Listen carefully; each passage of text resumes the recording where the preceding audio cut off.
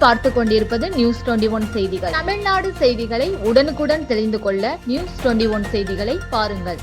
பெரியகுளம் சாலை வசதி இல்லாததால் மலை கிராம மக்கள் அவதி. தேனி மாவட்டம் பெரியகுளம் அருகே உள்ள சின்னூர் மலை கிராமத்தைச் சேர்ந்த நாகம்மாள் காய்ச்சல் மற்றும் சளி உள்ளிட்ட நோய் தொற்றால் உடல்நலம் பாதிக்கப்பட்டார்.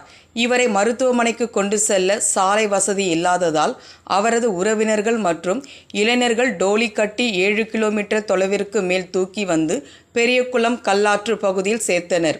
அதைத் தொடர்ந்து அங்கு ஆம்புலன்ஸ் வரவழைக்கப்பட்டு பெரியகுளம் அரசு மருத்துவமனையில் அனுமதிக்கப்பட்டார். நியூஸ் 21 செய்திகளுக்காக விஜயகுமார்.